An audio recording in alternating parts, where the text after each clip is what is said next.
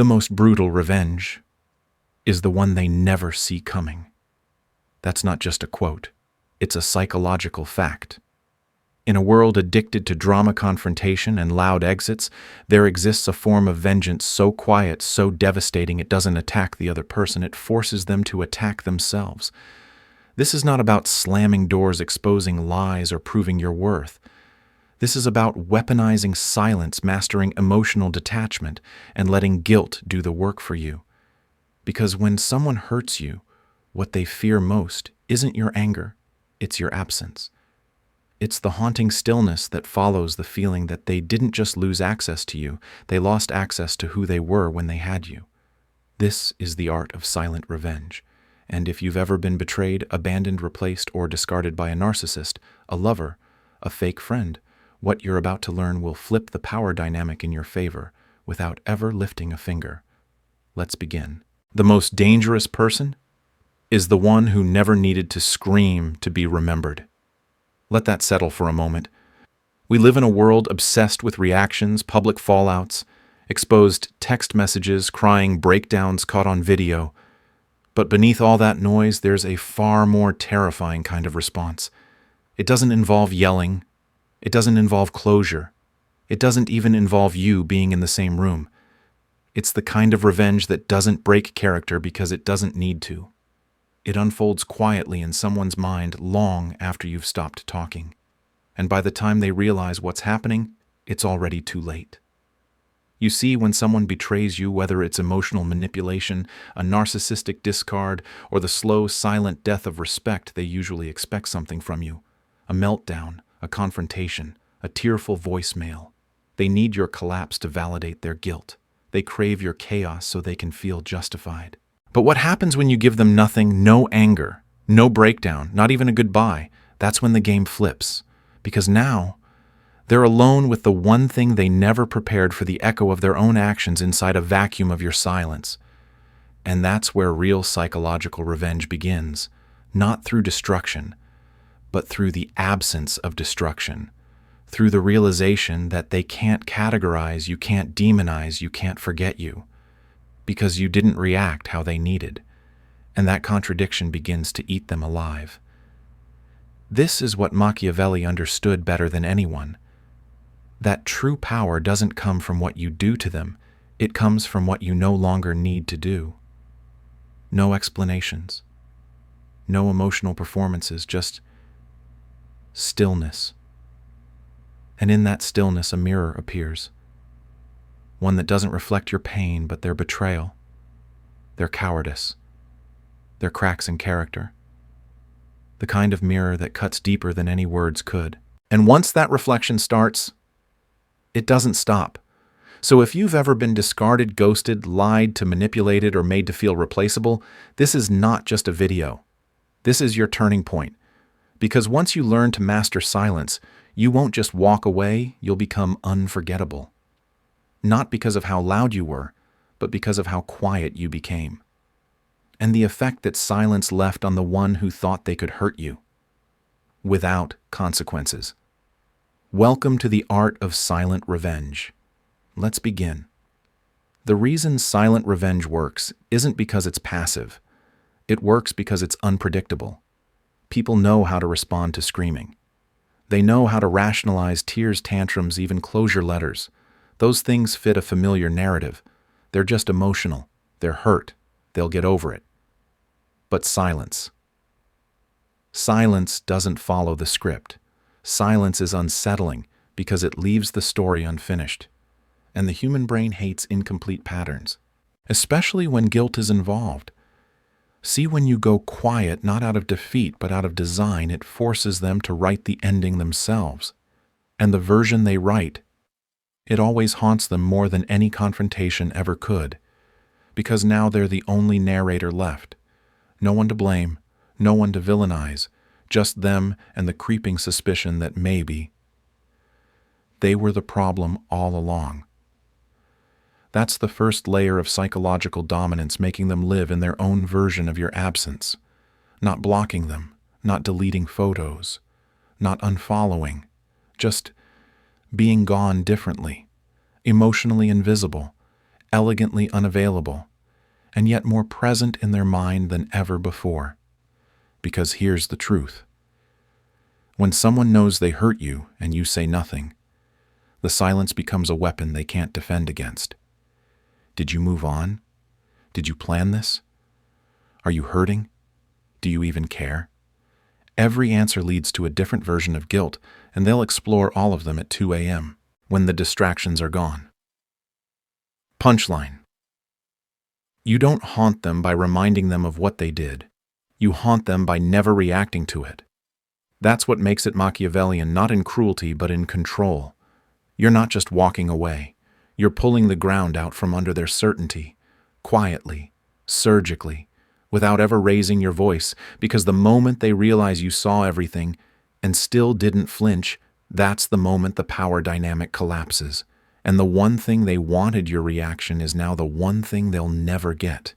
They say when someone betrays you, the most natural thing to do is react. Cry, scream, demand answers. But what if I told you that's exactly what they're counting on? Because behind every betrayal, there's a hidden agenda. They don't just hurt you and walk away. They script your reaction before they ever leave. Why? Because your reaction helps them frame the story. If you explode, they say you're unstable. If you beg, they say you're desperate. If you get quiet but with bitterness, they say you're passive-aggressive.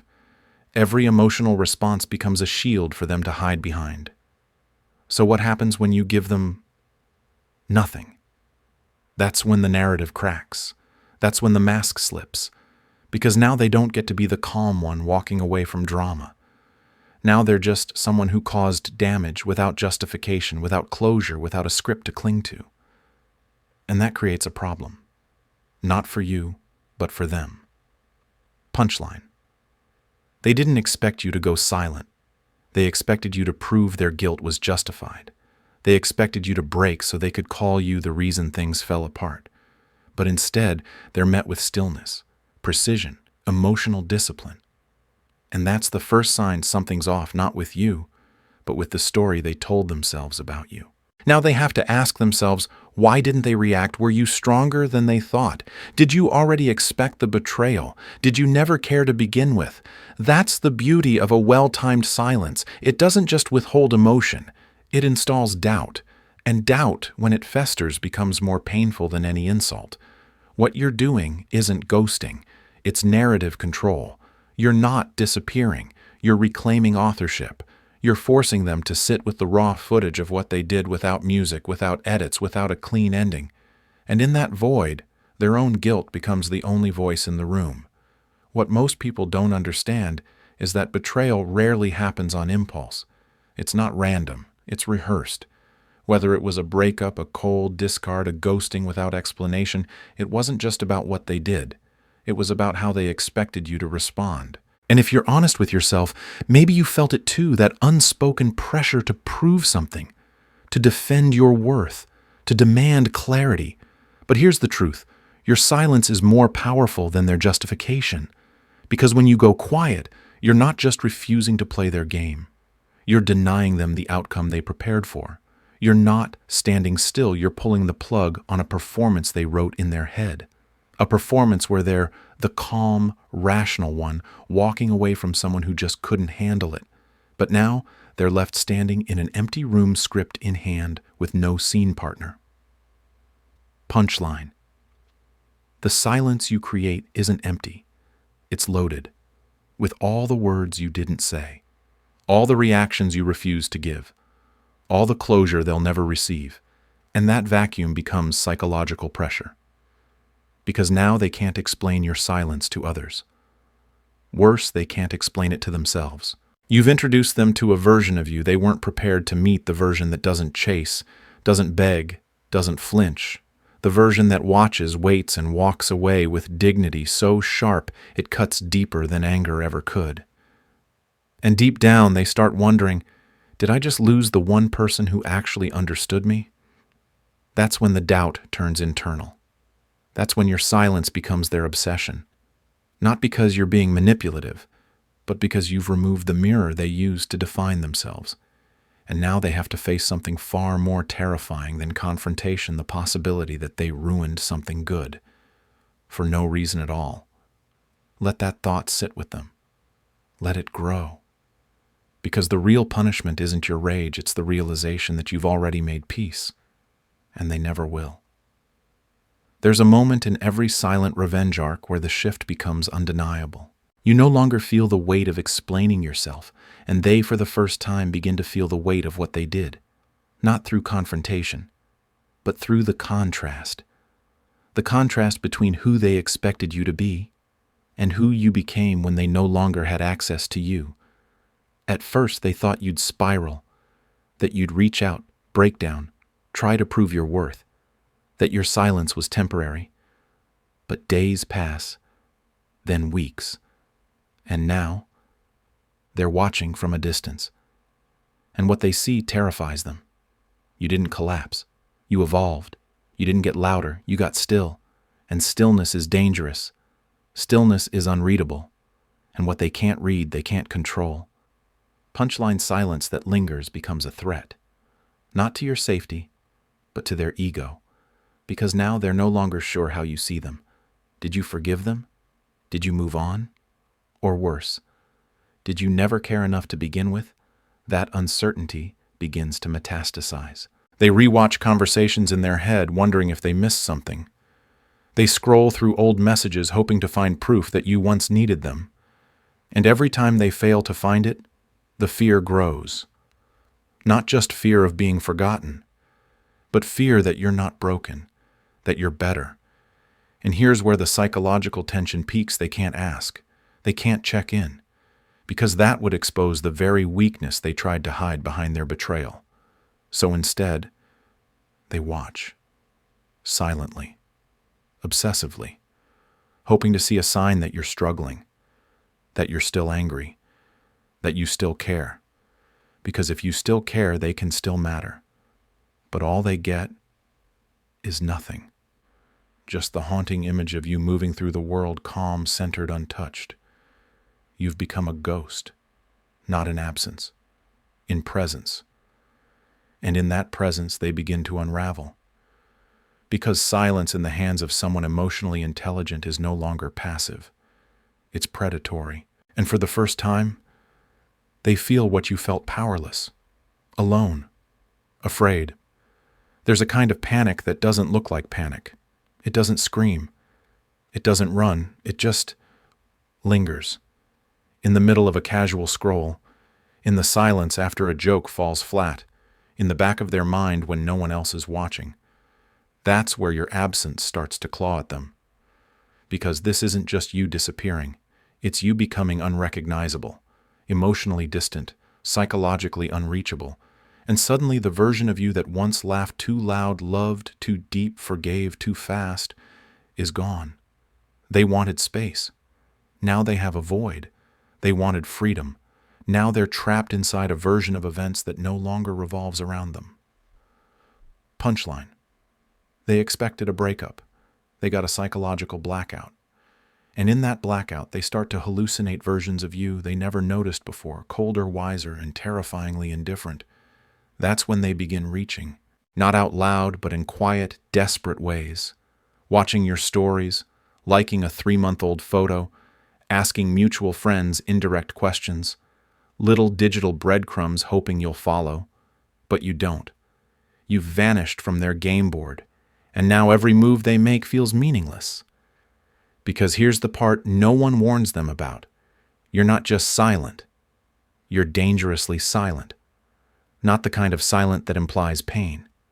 The kind that suggests peace. And that's what breaks them. If you were crying, they could call you dramatic. If you were angry, they could paint you bitter. But now you're calm, unreachable, uninterested. And that terrifies them. Because deep down, they know if you've healed without needing them, they never had power to begin with.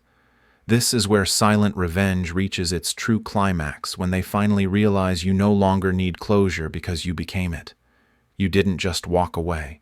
You leveled up so far their apology wouldn't even land anymore. And that's the danger of healing quietly. By the time they miss the old you, you've already outgrown the version of them that broke it. And all they're left with is silence they can't decode and a past they can't rewrite. What if I told you the silence wasn't your revenge, that it wasn't even about them? What if the silence was your mirror, and what you saw in it shattered everything you thought was real? Because here's the part. Nobody tells you they never loved you the way you thought. They loved your need for them, your forgiveness, your vulnerability. Not you, but the version of you that made them feel powerful. And when you went silent, when you took away their reflection, they didn't just lose access to you. They lost access to the illusion. Punchline. The betrayal wasn't when they left. It was when they stayed too long pretending. Every memory you cherished filtered. Every apology you believed scripted. And every moment of affection a calculated transaction. You weren't healing from heartbreak. You were detoxing from manipulation. And as you sit in the stillness, finally clear, finally awake, you begin to realize the monster wasn't hiding. It was smiling, wearing empathy like a costume, speaking in half-truths wrapped in charm. And the scariest part, you let it in. You welcomed it. You made excuses for it, because you wanted it to be real. But the truth, they never lied better than when they pretended to love you. That was their masterpiece, the perfect performance. And now, the mask is gone, and you're left with one brutal realization. You were never truly chosen, just useful, until you stopped being useful. And then you were discarded not because you were broken, but because you were whole. And that's the final twist. They didn't betray you out of cruelty. They betrayed you out of calculation. Because they knew the moment you stopped needing them, their power would collapse. And that terrified them. So they struck first, cold, fast, without explanation. Because silence to them was a weapon of control. But you turned silence into clarity, into consequence, into truth. And now the only thing they hear is the echo of their own emptiness. Here's the part that will haunt them, not for a moment, but for the rest of their life. You never wanted revenge. Not truly. You weren't plotting. You weren't playing games. You weren't waiting for karma. You simply vanished. And that's what made it worse. Because had you screamed, they could have dismissed you as dramatic. Had you fought, they could have painted you angry. But instead, you went silent. And in that silence, they were left alone with themselves. And that's where the real horror began. Punchline. It wasn't your silence that hurt them, it was their own reflection inside it. Suddenly, they had no one to project onto, no one to blame, no chaos to distract them. And without that noise, they were forced to meet the one person they spent their whole life running from themselves. And here's where it gets darker. They didn't regret losing you. They regretted losing the version of themselves that looked innocent in your eyes, the one you used to believe in, the one you used to forgive. But now that gaze is gone. Now all they see is the truth. And the truth, it burns. Because behind the manipulation, behind the fake apologies, behind the masks, was something hollow, a void. A child in an adult's body still trying to win a game no one else was playing. They weren't complex, they were empty. And your silence exposed that. They were never deep. You were just drowning. Now they replay everything. Every word they used to control you. Every silence you gave in return. They thought they were powerful, turns out they were predictable. They thought they held the upper hand, turns out they held nothing at all. And the final twist, you weren't broken. You were breaking free. Every day of your silence wasn't passive. It was a quiet revolution, a dismantling of every false narrative they built. You didn't lose them, you lost the illusion. And that illusion was the last thing keeping their ego intact. Now that it's gone, they're not haunted by you. They're haunted by who they had to become to survive losing you. And that's not revenge.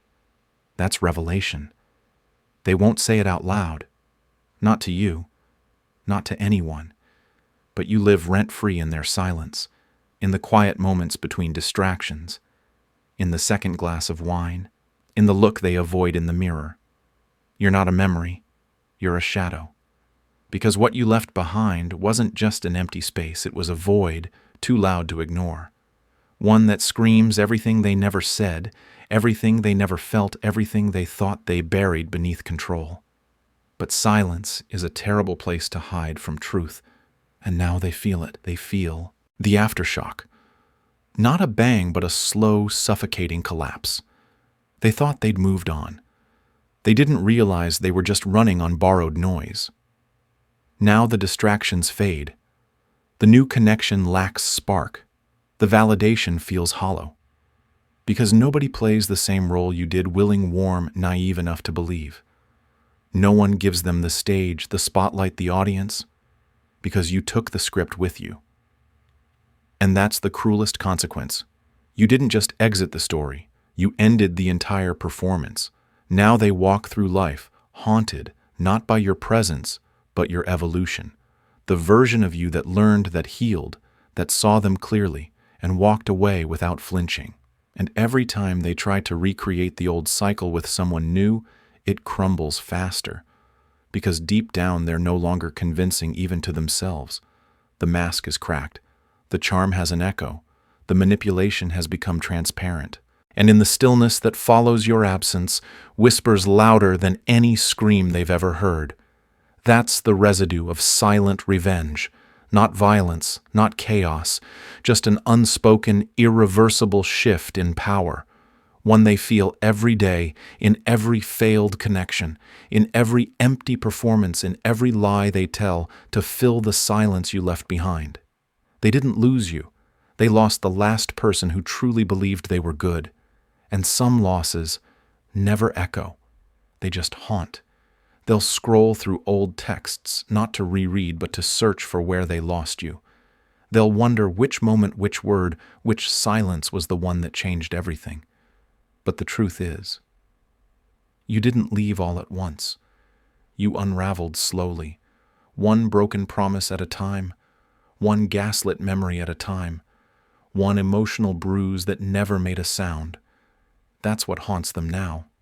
Not the drama, not the closure, but the quiet erosion they never noticed until it was too late. And here's the most terrifying part for them. You were the last real thing they touched. Everything since has felt artificial, surface level, transactional, because you weren't just a person, they had access to your soul, and they lost it like it was replaceable. Now they're surrounded by noise, but none of it sounds like peace. They chase connections, but none of them feel like home. And every time they try to recreate what they had with you, it falls apart faster because there's no one left who's willing to break themselves just to make them whole. They miss the version of you who stayed, who tried, who forgave. But that version of you doesn't exist anymore. You didn't evolve, you ascended. And that's the final consequence. They taught you how to live without them. But in doing so, they also taught you how to live without illusions. And now you see too clearly to ever go back. They were the lesson. You were the awakening. Now they sit in rooms full of people, but feel unseen. Hear their names spoken, but feel unloved. Look in the mirror, but feel exposed. And all because you chose to walk away without burning the bridge, just removing your footsteps from it. And that subtle exit, it echoes forever. Because some people leave a scar, but others they leave a silence so loud it rewrites your entire story. And that's you now. Not loud, not angry, just unreachable. You never needed revenge. What you needed was clarity. And through the silence, you found it. Through the absence, you rebuilt your presence. And through every ignored cry, you discovered the power of never needing to explain yourself again. Let them feel what they made you feel, not through pain, but through distance. Not through rage, but through a life so peaceful it burns their chaos like sunlight through fog. You don't owe anyone your destruction just to prove you were worthy of love. Your healing is loud enough, and if this message found you in a place of doubt or silent suffering, then maybe it's not a coincidence. Maybe it's your sign to stop bleeding for those who cut you smiling. If this spoke to something buried deep inside, don't let it stay buried. Drop a comment. Let it out. Let it go. And if you know someone who needs this message, share it.